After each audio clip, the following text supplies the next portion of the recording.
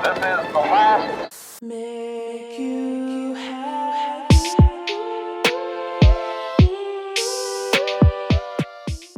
This is another episode of the DAO Envelop podcast. I'm your host, Eugene Crypto MC.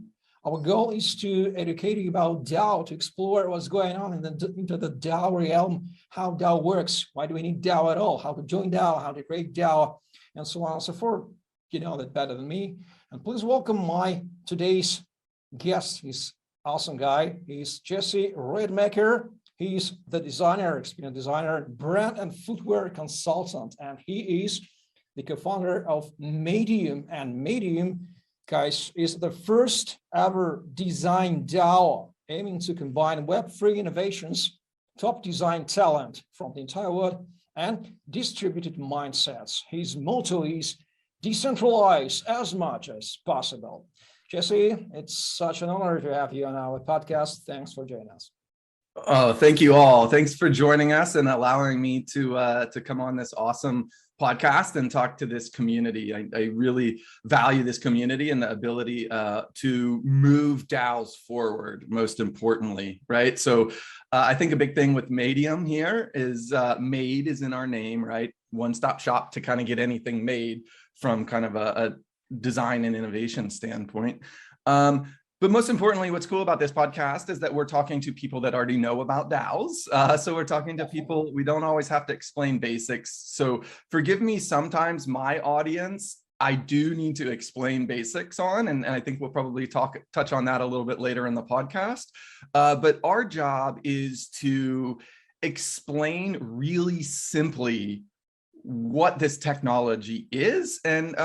And basically, we're trying to scale technology. We're trying to onboard Web3, get people out of Web2 over to Web3 as much as possible. Yeah, I said decentralize as much as possible because sometimes not everything should be decentralized, and sometimes there's progressive decentralization roadmaps to get to decentralization. So what we're really fighting for is a future that's more just, it's more human. It's literally putting people over profits. And we just think that the future is in much safer hands when it's in the hands of a DAO versus kind of a centralized corporation. Definitely, totally agree with you. So our core values are the same, and that's great. Sounds fantastic. Let's start with your story. You've been a designer a long period, and now you are in the blockchain space. Tell us about your story. How did you get into the blockchain space? What were your main incentives? Yeah, sure. I'll tell you a little bit about my personal story. Sean Rademacher is my brother. He's also co-founder of Medium. So he's the other arm. And between the two of us, we have close to 40 years of professional design experience. We've been on opposite ends of the spectrum. He's mostly digital. I'm mostly bringing physical product to life. So I got a degree in industrial design, so product design. And when you go to school for that, you're equipped with not how to design one thing or one segment of things in the economy, but you're really equipped with a process. It's a design process that as an industrial designer, I might one day be designing medical equipment, and then a car, and then so on and so forth. So we really learned a process and honed a process over the lifespan of our careers. And I particularly was in the footwear industry, the hype industry. Think like fashion, footwear, accessories, influencer brands, hype brands, and I spent almost a decade. Previously, I had a job before that in the footwear industry, but I spent about a decade most recently at Adidas. And I was the design director of footwear and innovation for a number of categories. So I've worked internally at $17 billion, 60,000 global employee entity. And that's sometimes why we just say decentralize as much as possible, because we're coming from the opposite end of the spectrum here. We're not really like DAO purist from the mindset that like you have to start an organization as a DAO at the very beginning. We think there's really great use cases for doing that, such as like DeFi DAOs and things like that. But what Medium really built is we're not asking, our community is top level designers, right? These are people that are doing it at every brand that you love, and they're the people behind every product design that you love as well. And so what we're doing is really allowing these people to transfer in from Web 2, where they're working in-house somewhere, to Web 3, where they get to dictate the terms of their creative lives and their professions. And they get to have a little bit more autonomy over the types of projects that they take on, things that can align with their morals and ethics and values, so that they're not just always getting a corporate brief. And so you see, we've been doing it, we've been making companies billions of dollars. And the creative industry, when we felt the pain, Sean and I felt the pain of working within this, what we call a corporate patronage model, where all creativity is really working for a corporation in one form or fashion. And we think that we need to distribute the future, allow creatives to inject other types of values and morals and ethics into the projects that we work on, because naturally that's how we want to, those are our values, but our values are always kind of being squandered within a corporate environment. So really, we're trying to transition people from coder language and DAO. I don't love the term DAO. I know we're all using it now, but maybe we can come up with like a more human version of this, because really it's all just communities. It's just organizing communities. And now you get to provide value back to the community that aligns with their morals and ethics, versus the morals and ethics and pretty much singular value of for-profit entity of the Web2 space. Excellent. I'm not a designer at all. I'm a logical thinker, but I have a couple of colleagues, they are designers. And recently I watched your last podcast, and I absolutely loved your formula explaining what's the main problem with utilizing the designer's creativity in such a corporate world. I would call it the Pareto rule, 80-20, everybody knows in business. So please explain, what is the main problem with utilizing creativity in today's corporate world, and how Medium aims to solve it? Yeah, absolutely. So this is really getting at the core of why Medium exists, right? So we are professional designers. And so when you're a professional designer working at any company in the world, when you go out to lunch with your other design friends, like all you're doing is complaining about how horrible your job is, right? This is not a secret. Creatives do not like working in this context. So much so that we asked, after we left the corporate world, and we call ourselves Web2 dropouts, right? We dropped out of the Web2 environment and full steam ahead in the Web3 space. And we asked over 300, because Sean and I had these personal expressions, these personal feelings of working for nearly 40 years collectively in these types of environments. As a designer, you were taught not to design for ourselves. We always have to design for like an end consumer, and nobody ever gave us the ability to solve our own problems. And I think that that's really the gist of why Medium exists, is to use the design process back on the design industry. So we've really designed a whole new way of existing as a professional designer in the world. And it looks like decentralization. It looks like autonomy. It looks like design entrepreneurship. And really trying to foster. So what we did is we asked over 300 creatives, what percentage of your day job, what percentage of your creative ability does your day job or your current boss get out of you? And sadly enough, that number, like 99% of creatives said that number tapped out at like 20%. Only 20% of their ability was being utilized in their day job.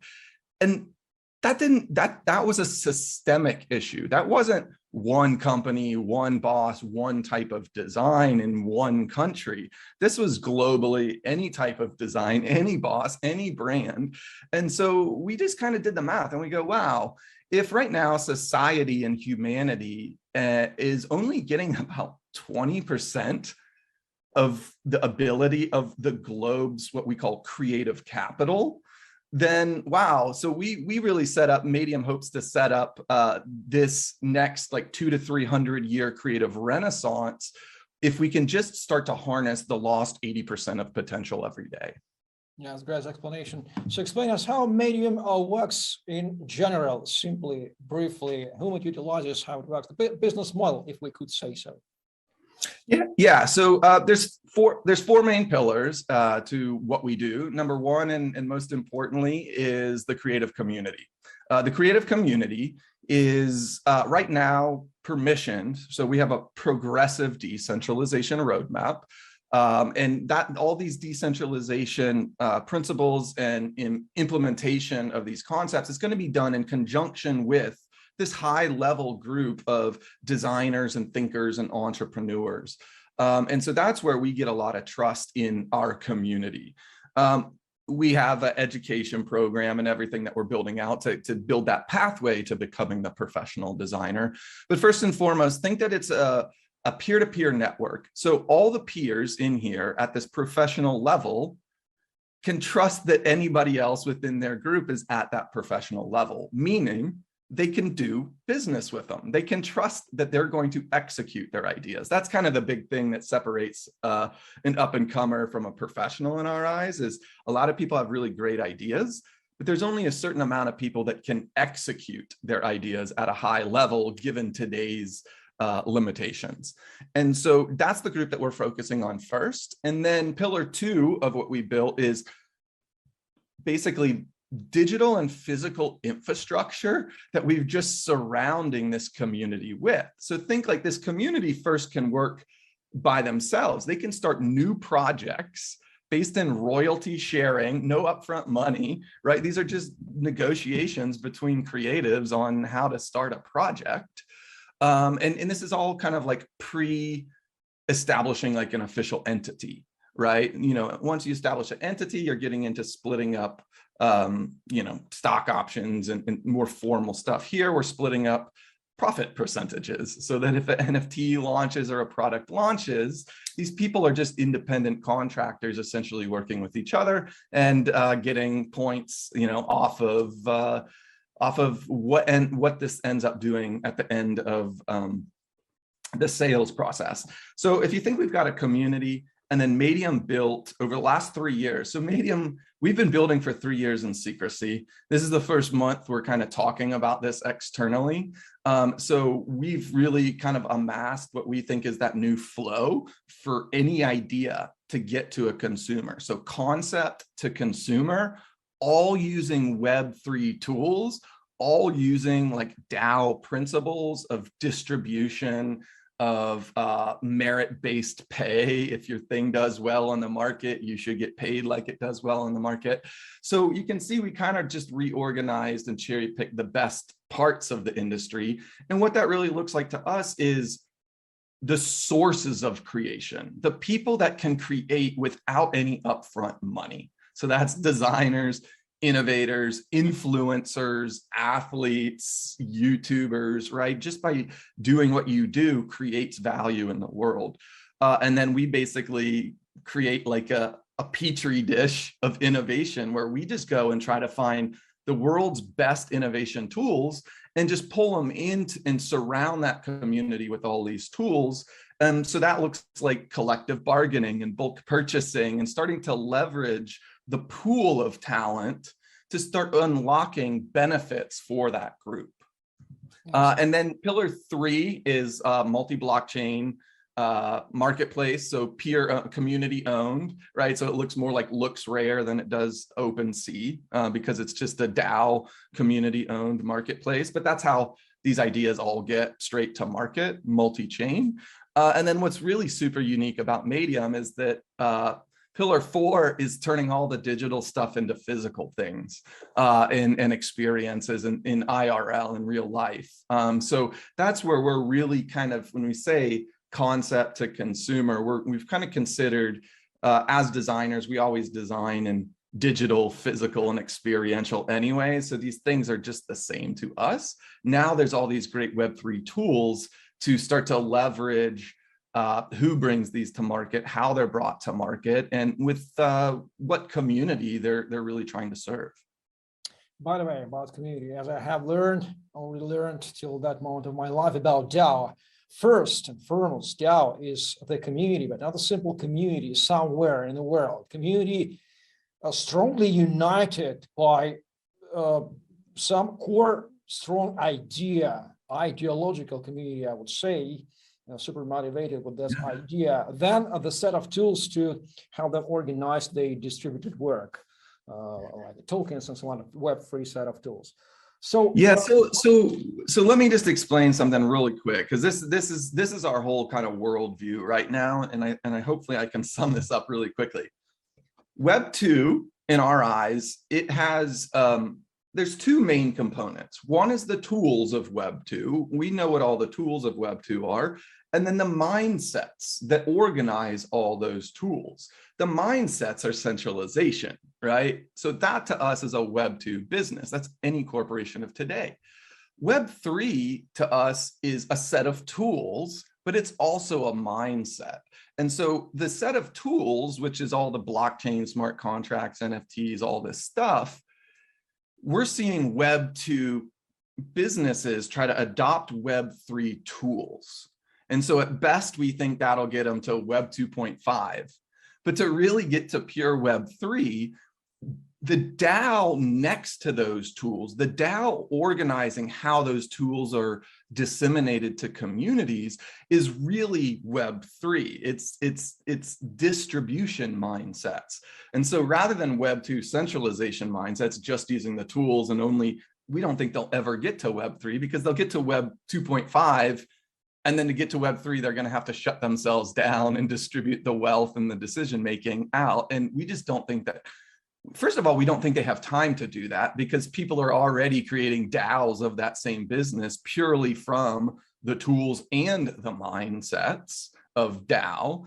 And that's what we think communities expect. Communities the expectations of people in communities have been pretty rotten when you think about like Web 2 businesses. People don't trust Web 2 businesses. They're not really doing anything for them. Money and wealth and power is consolidating. The Industrial Revolution continues to pollute, like all these things. And so to us, we're just encouraging anybody out there, and that's where we love having these types of conversations with Taoists, is like, just please go make any DAO version of any Web 2 business, and you're going to beat them to the punch, and you're going to be able to do it like with purity of concept, because all you really have to do to run a DAO is, like you said, it's just a community. What does the community want? You just give the community what they want, and usually communities aren't just out for profit. They want to enrich lives and things like that. They start to inject all these other values. So you can just see Web 2 versus Web 3 in our eyes. The core nucleus of how they operate is just so, they can use the same tools, but their mindsets are just so opposite that we think absolutely the future of the world and the expectations of consumers and individuals, or once they know what a DAO is, nobody really knows what a DAO is, right? We're kind of the leaders of the industry on this call, but once they actually start to feel like, wow, I can be a part of this community and I get like dividends back off of my participate, like I'm the owner of the platform, that really, there's no going back. There's no going back to Web 2 once you experience that. And I love your point about this. Looks like a sort of ridiculous than super centralized structures from the old world trying to use a Web3 set of tools. So I've invented, in my experience of Web3, I've invented a simple metaphor.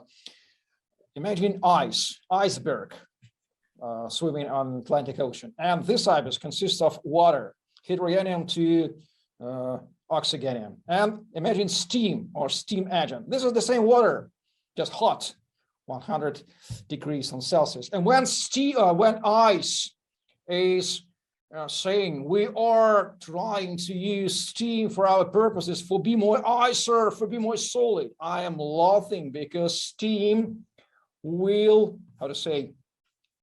dissolve you, will destroy you, dear ice. And the eyes here is the Web2 centralized structures, and it's better to create a Web3 set of tools from scratch, from zero, create DAO from scratch. Okay. Yeah, I think that's really that's kind of the crux of my story and Medium's existence, is that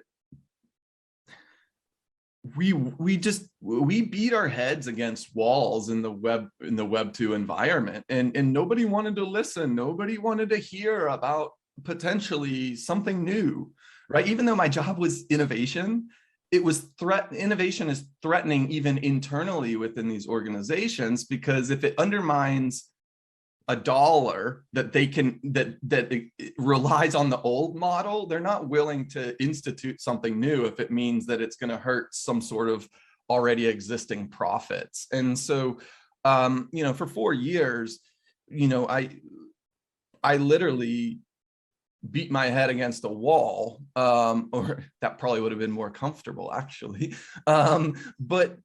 But we just had to leave, because we just saw that turning that cruise ship in terms of like industry, its weight can be used against it, is basically the way that we saw it. It's like people think these things are infallible or immovable from a permanence perspective, but if it's immobile, then just make something that's mobile, and then all of a sudden that weight can be used against it. So our kind of visual identity of like this move from Web 2 to Web 3 is that like you're going from a cruise ship to like an army of like speedboats, and like it's more like a swarm kind of effect that that the big centralized entities are really threatened by, and for good reason, because most of them aren't going to make this transition. Well, why do you think that DAO framework, DAO set of tools, is perfect for Medium purposes? And why do you choose DAO framework? And how do you explain for non-crypto people what DAO is? Simple. Yeah, sure. So really simply, DAO, decentralized autonomous organization.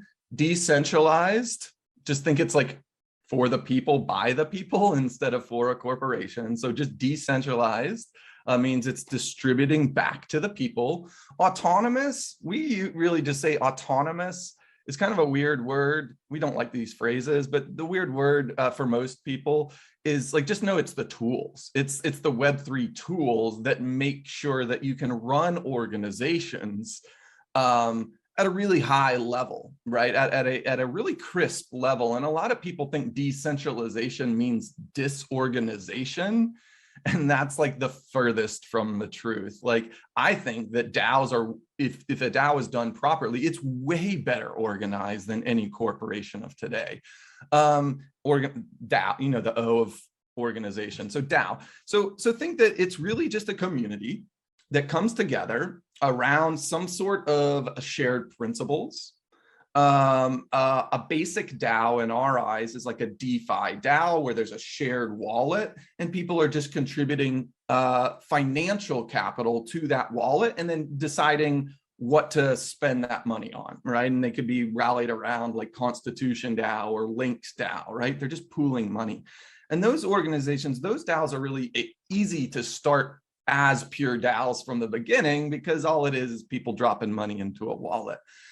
But Medium is really different, we still haven't come up with all these terms yet for what we've built, but we kind of think of it as almost more like a human capital. Instead of financial capital DAO, we're a human capital DAO, or a creative capital DAO, where we're really just accruing people and their talents. And then, that's our community, are the world's best creatives. We're trying to set up something. We study history, so we thought the Renaissance in the Italian era, 600 years ago, was really the most prolific time in human evolution in terms of creativity and advancement in sciences and math and all that stuff.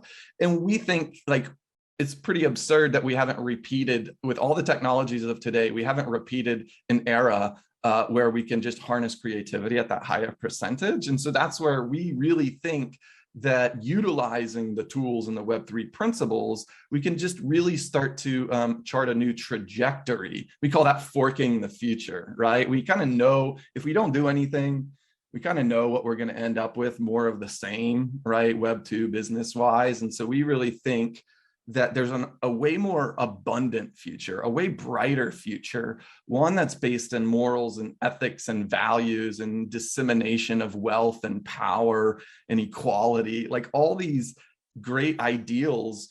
We finally, Medium is kind of packaging those ideals, but most importantly, packaging them for a group of professional innovators and doers and thinkers that can actually put those things in action.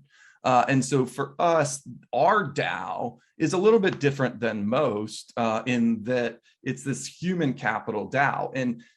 And this is why, to me, like, I ask you not to call me the CEO and call me the co-founder, because the title of CEO doesn't really make sense for a DAO. If anything, it might be closer to a title of like community organizer or something like that, because really that's what a DAO is. It's any community that has a shared value just coming together, contributing resources to one another, leveraging bulk purchasing, and all of a sudden you have even the purchasing power of any massive billion-dollar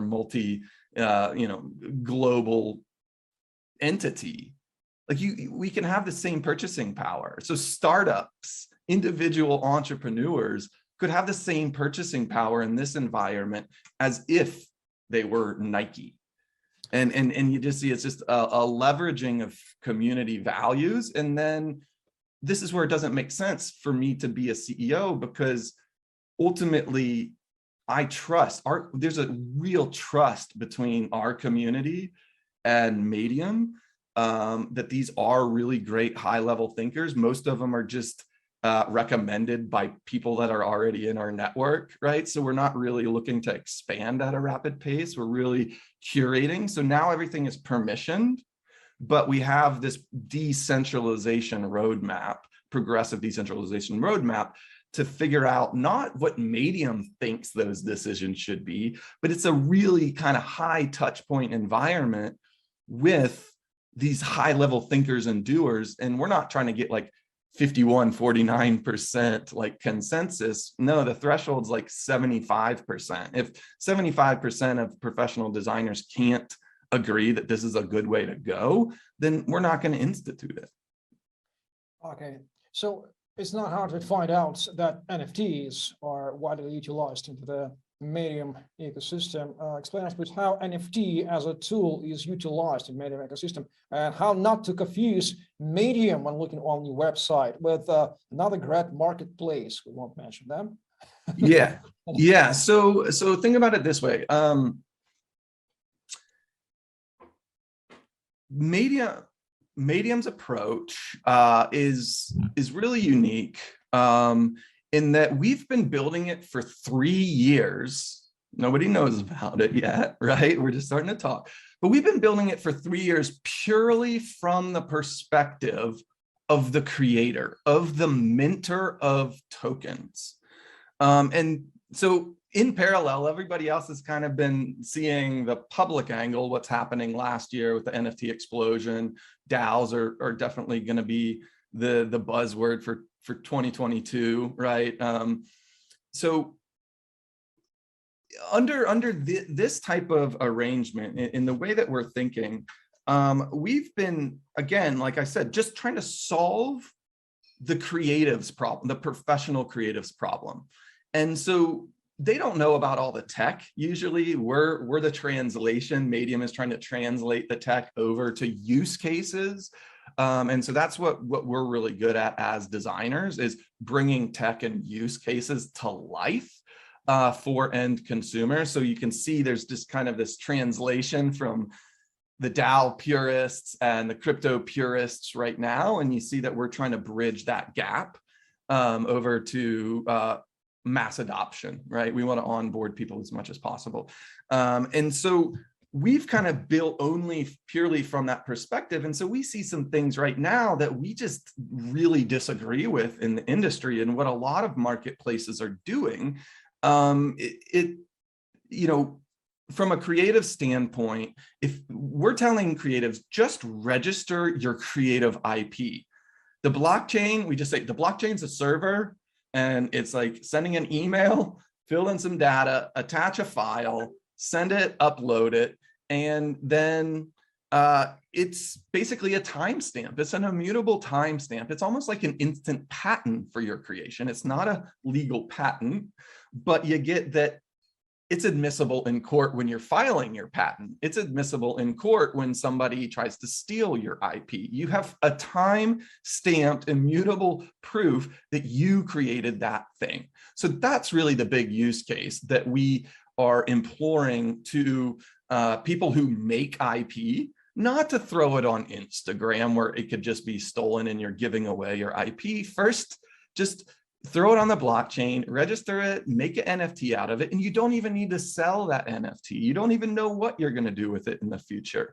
But you can see that we really think that an NFT is just a way to sell off the IP or fractionalize the IP.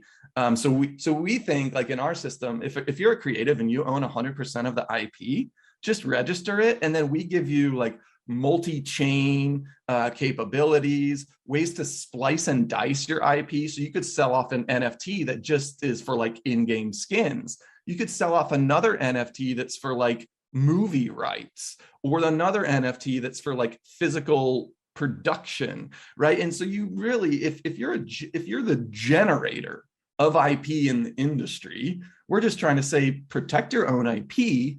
And then in the future, whenever you decide what you want to do with it, you can sell it off, right? And so in our eyes, we think that a lot of people are doing some nefarious things with NFTs. A lot of NFTs out there are a joke. They're just speculation vehicles. And in the US, where we're based, we've always stayed on the right side of the Security and Exchange Commission. So we make sure we're not creating securities within our network. And the main way we do that is just by guaranteeing that there's a use case or an application that's ready to go when you sell that NFT, rather than saying, hey, we're going to build out the environment for this NFT to be useful over the next year. That's really, from a Security and Exchange Commission position, that's a security, that's a speculation vehicle. So you can see that, like, as a generator of IP, you don't need to create an NFT that's just a speculation vehicle. By just doing your own creative endeavor, you're already injecting things into that NFT that give it inherent value and can't be considered speculative. Okay, I'd love to dive more into the problem of connection, quite technical Web3 set of tools realm with design people who are so airy, who think with the right hemisphere of their mind. Is it hard to explain, to involve, to onboard creative people into Medium, and how many creative people have already joined Medium at this moment? And are they pretty satisfied? What are the testimonials, of course? Yeah. So you asked a series of questions there. Let me try to tick those off of the list here. All about creative people. Yeah. So again, like right now, Medium, a lot of people have FOMO, right? Medium, we do not have FOMO. And we've been building secretively for 3 years because we really think this is the future of the world. It's not a flash in the pan to capitalize on, and this year and then next year nobody's going to want NFTs. We think in the future, we kind of say anything of like decent value should be an NFT, right? So like maybe not a t-shirt, just because of like gas fees and all that stuff and environmental impacts. Like don't do little shitty kind of NFTs like that. Like NFTs in our eyes are meant to manage IP, authenticate product, do all these different things, right? So in our system, what's super unique is that whether it's a group of peers starting a project, or these designers obviously can take on clients. It's a two-sided kind of marketplace from that perspective. But most of our clients are like athletes, influencers, YouTubers. They're people that already have a marketing base, and they don't really know. They already have kind of like a brand identity, but they don't know how to really make it into a brand. And so that's where you can see working with the world's best. But they can come in and they can just make profit sharing agreements. They might not even need upfront cash. They can do all their design work. And through Medium, we have kind of like the Slack of design, right, for managing design projects. So there's legal templates, there's automatic pay, creatives hate invoicing people and paying, like getting paid net 60 after they've done all this work. So we're like, yeah, a design entrepreneur needs to know they're going to get paid on the spot when they complete the work. We'll keep the card on file from the, from the client. And so you can see we've just been building leverage. Every point that a designer told us they dislike about the industry, we've gone and tried to create a new tool for, or create a new leverage point. So NFTs are really just a piece. Blockchain, NFTs, and all the tech is just a piece. What we've also built is like free legal templates, automatic pay, where you can invoice, these creative workspaces, a two-sided marketplace where people can come together and negotiate in profit percentages instead of upfront cash. I mean, you can do upfront cash too, but we give choices. And so we think this is kind of like a choose your own adventure to the design industry. And so then when you get into the blockchain space and the NFT space, we're again tech agnostic. We think different chains are useful for different things. Like I said, when on Ethereum, if I mint a coin on like super rare and the buyer transfers it to Rarible, it can sever my smart contract. It severs my royalties as the creator and the minter of that token. And there's some stuff like that that people aren't talking about because that system wasn't really built purely from the perspective of a creative. They gave the rights to the buyer to take it and sell it elsewhere and sever it and discontinue. And so if you're in our industry, we're seriously managing IP, trademarks, patents, like all those things. And so in our eyes, you can't really do that purely on Ethereum, right? And so there's other blockchains that are maybe even more privatized, or not privatized, but more permissioned, like Hyperledger. Hyperledger is kind of more the industrial grade for any business to kind of get behind. So you see, we think the future looks like an array of tools, an array of blockchains, like it doesn't look like consolidation. It looks like amplification. And then ultimately, supply and demand will figure out who's creating the most value in any given sector. And then people will probably gravitate towards that. So we're thinking if you can set up this infrastructure in a whole new way, it creates new macroeconomics because it changes the flow of money to a very, very significant degree. But over time, there's still things like supply and demand that, kind of rule free market economics and being able to ultimately provide value back for that community. But now, instead of a Web2 business only providing profits back to their community, like now we're able to provide all kinds of other kind of humanistic qualities. Well, you've said that you are dealing with different blockchains and blockchain agnostic, right? Is it correct to say that Medium is the cross-chain or a multi-chain solution, because the envelope is the multi-chain solution to, and what specific blockchains do you deal with? What specific ones do we deal with? Yeah, right now, so blockchains, right? Yeah, so think that we're adding them.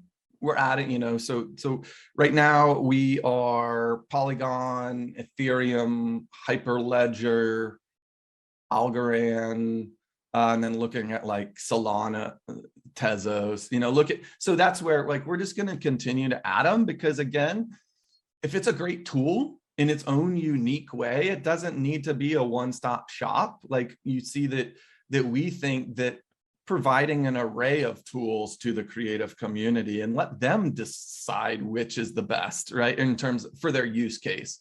And so here, when people come and they mint a token or an NFT collection, they can mint it on different blockchains, right? They could mint just one token here, one token there, one token there, depending on what rights are attached to it, right? Like Ethereum's great for like in-game skins, but like I said, great for primary sales, you can't really rely on secondary royalties. So I wouldn't really want to manage my patent on Ethereum, because ultimately, how can I trust, like if the licensee can separate the royalties from the licensor, you would never want to mint that token, right? And so we really see that our job is really, again, not necessarily on the code side, not necessarily on the developer software side, but figuring out what those coders and those developers built, and how, like, what are the negatives and positives of what they built in terms of a creative. And so that's kind of like the vetting process that we go through with blockchains, is to figure out, like, oh, no, so we just try to provide information, education, and knowledge to the creative community. And so say, hey, this blockchain is good for this, watch out, it's not good for that. And just kind of give them a set of like really quick facts whenever they're going to mint a token, right? Just all transparent. We just want everything to be transparent. And so now, to get back to your original question about onboarding creatives into this space, it is tough. It is tough.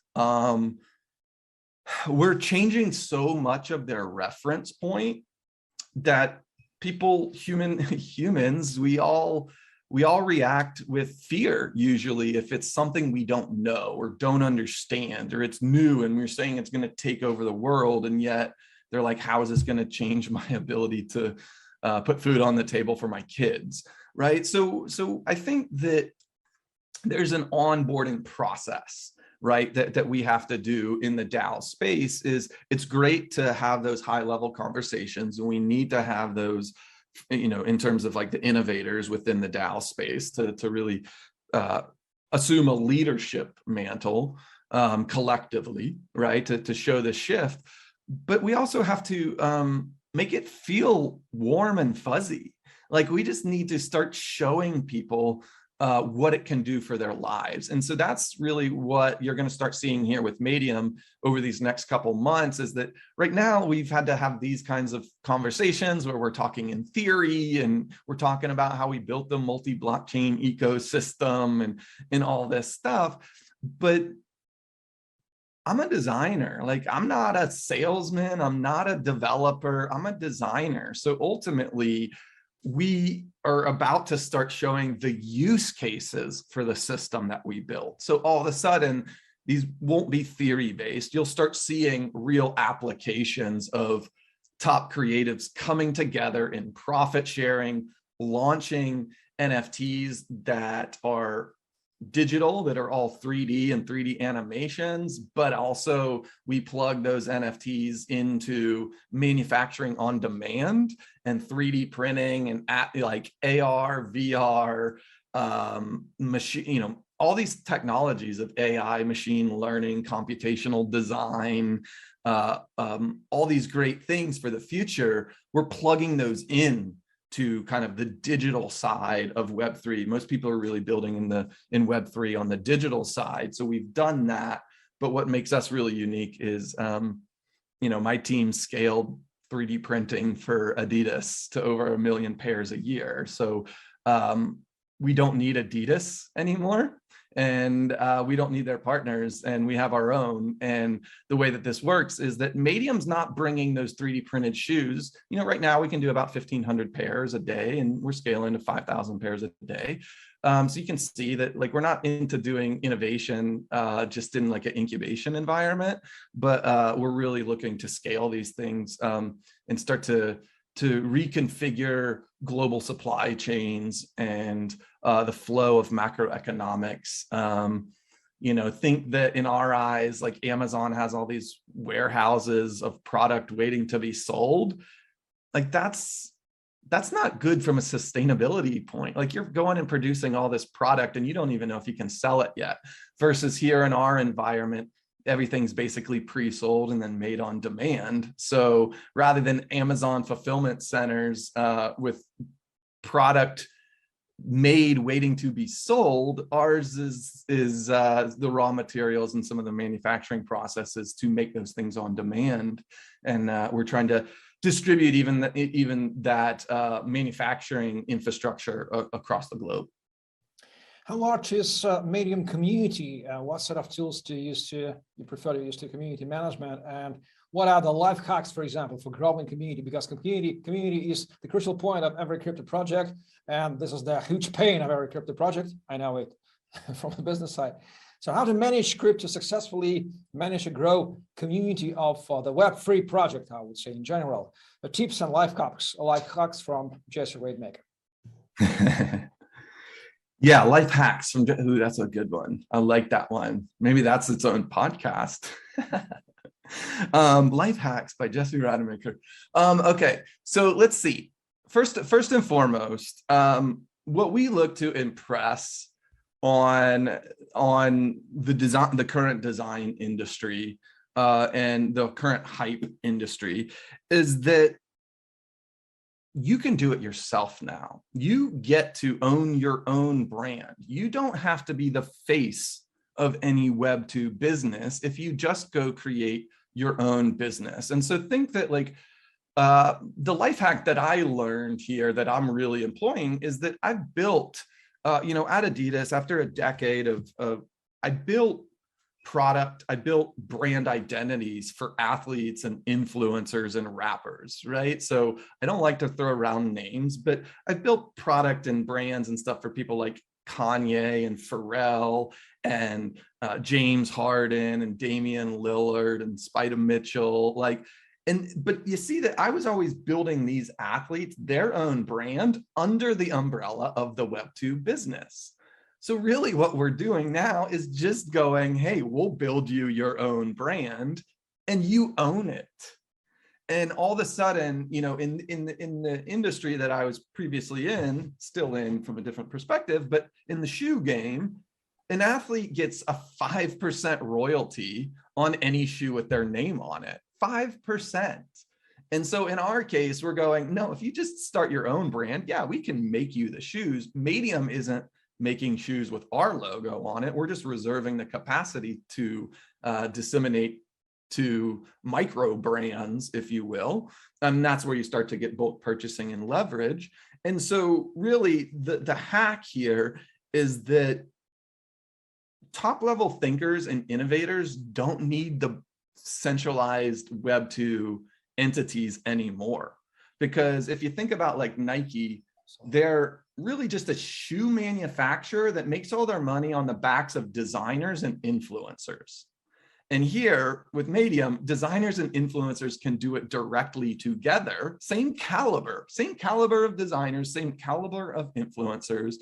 But instead of Medium being like a for-profit trying to be a $50 billion entity like Nike, we're set up essentially to not extract profits out of our system. We have no fiduciary responsibility to anybody. We have not taken on any money to date. That means that all the money that Medium generates cyclically, our logo is the Ouroboros, the snake eating its own tail. So you think about that financially. What happens as a financial flywheel? What happens when network effects and exponential growth start to take effect if you're not taking money out of the system and disseminating it on the stock market? And you start to see that right now, to your question, our everybody in our group is pretty small. We've got about 250 top level like designers, right? So those aren't just normal people signing up. These are real professionals that have a lot of accolades. And we're not trying to expand that too fast right now. It's just kind of word of mouth recommendations and stuff like that. Because what we're trying to do is provide a really good experience to these people of working in Web3 and working in this way.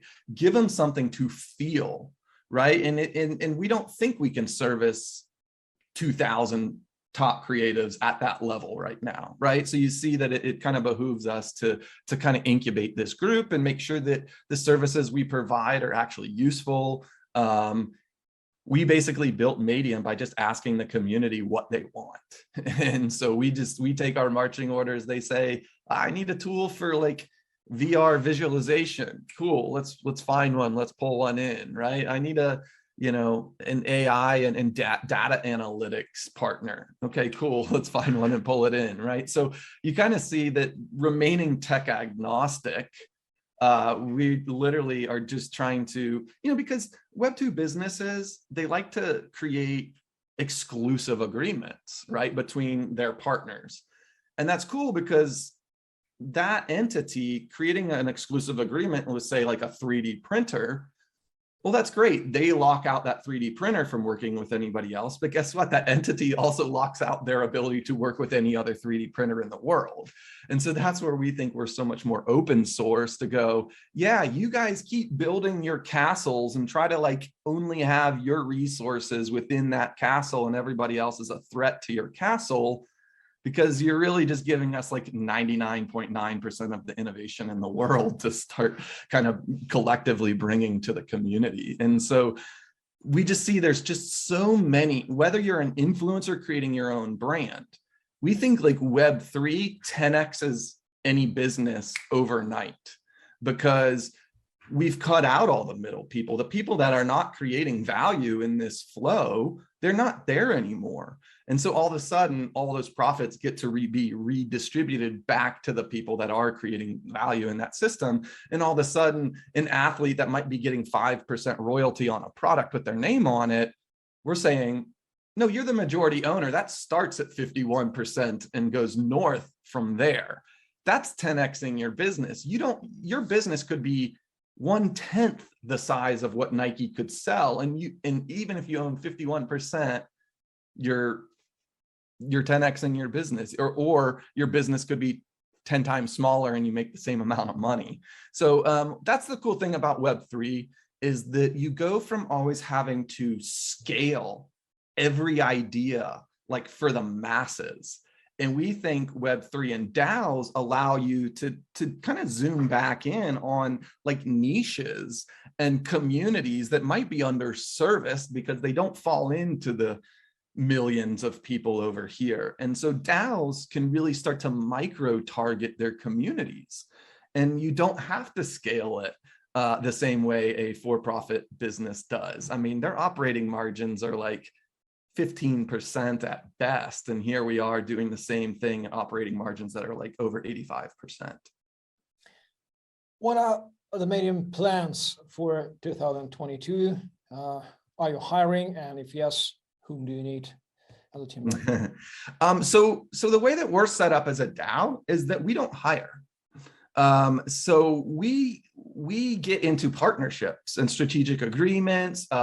We incentivize people to create value within our community because they're going to get paid off of the value they kind of create for the community, right? So rather than what can you do for Medium, it's kind of a question of what can you do for Medium's community.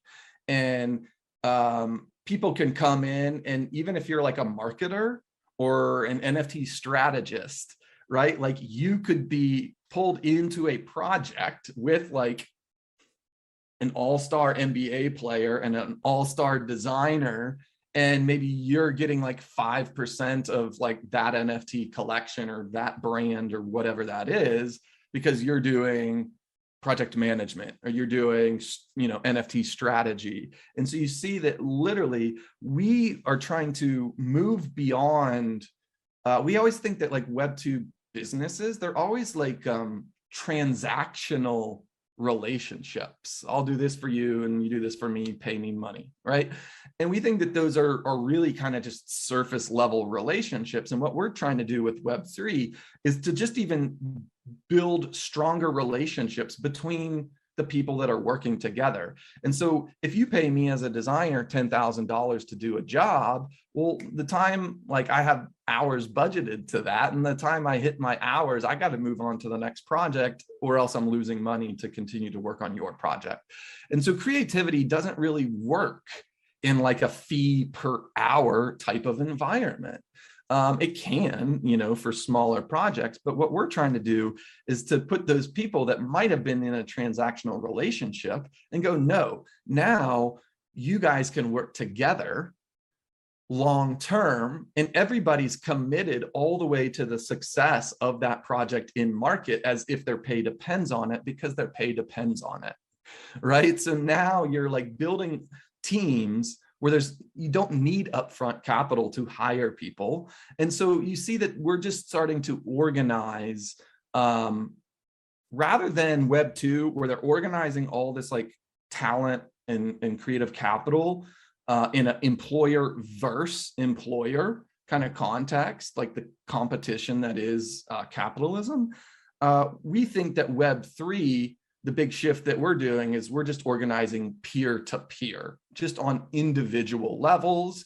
And things can happen so much quicker and get to rapid innovation when we're actually working peer to peer, because people can make decisions a lot quicker than entities can.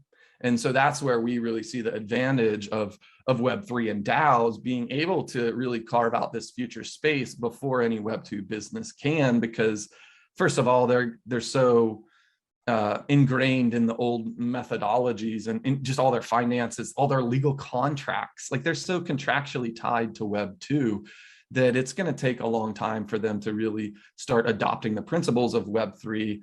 And therein lies the beautiful opportunity that this community has to go and DAO any for-profit business and do it through the lens of the community. And we think even with $0, you've got a significant leg up on any Web2 business. Now, until this moment of our podcast, you've successfully sold the Web3 for any of our listener. And it is also often asked how to join Web3. Why should we join at all? Well, the first entry point, and my answer is start to learn. And I would love to ask you how to learn about Web3. Would you recommend? What are your favorite learning resources about Web3? Yeah, that's a great question. Thank you for asking that one.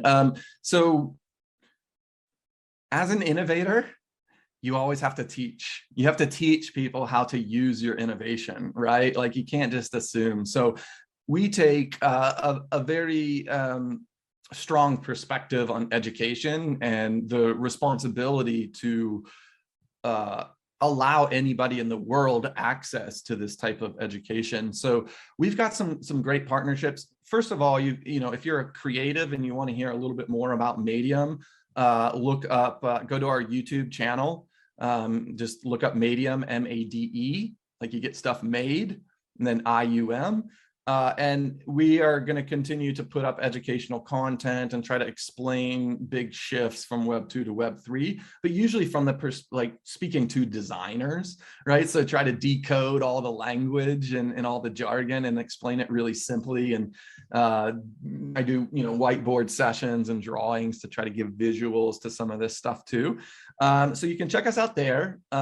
But then also we've got some great partners like the Global Blockchain Initiative and the Borderless Blockchain Alliance that are doing some really fabulous work. Global Blockchain Initiative just launched their first education program, I think a week and a half ago or something. And they have like 4,000 students in over 125 countries.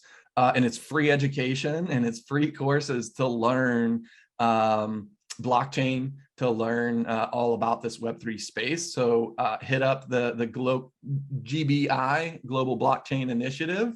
Some really great people there. That's Ben Balderati that runs the Dowstronaut podcast. He's on the executive board of Global Blockchain Initiative with some other really great people.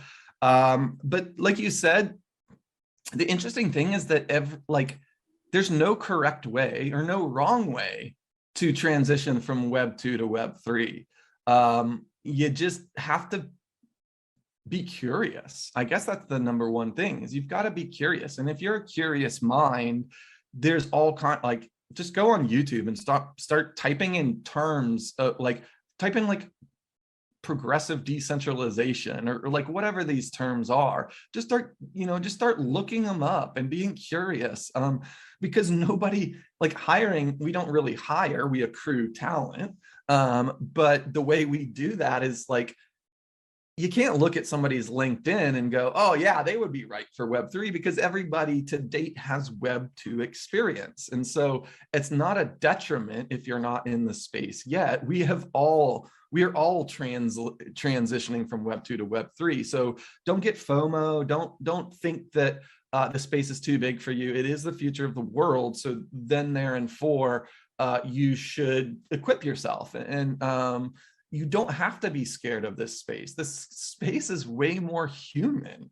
It's way more beautiful. The people that are creating DAOs in the world right now, like you said at the beginning of this call, is there's one thing that unites us, and it's this vision that the future can be more humanistic, that it can be more distributed, that it can be more about abundance than locking down resources for the few. And that's my hope for the future. That's why Medium is built, is to really try to carve out a public future rather than a corporate future. So we want to, the reason we accrue all these tools is so that anybody can kind of get access to them, not just the people within those within the corporate castles.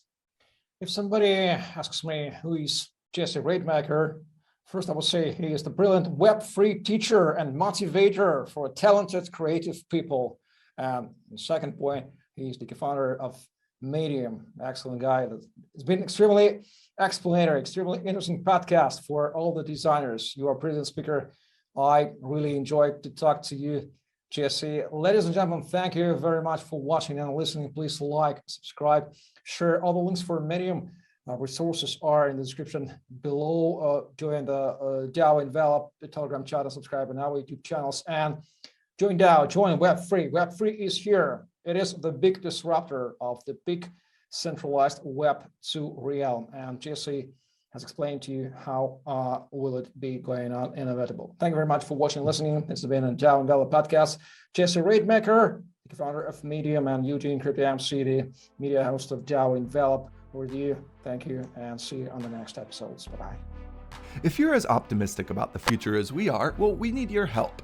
Okay, so join Medium.com and the community of the world's best creatives. Together, we're going to be able to create a peer-to-peer network and really circumvent a lot of the corporations. So follow us on Twitter and Instagram @MediumMade, and we just launched Discord as well. We've got awesome new projects that are happening right now. NFTs dropping in the sneaker space, footwear artists, designers, sneaker customizers, as well as the world's top skateboarders and photographers. So hit us up. We're always looking to add talent in the Web3 space, and the digital creators that are able to create in AR and VR and in the metaverse. Hey, this is really built for you. So hit us up, and until next time, talk to you later.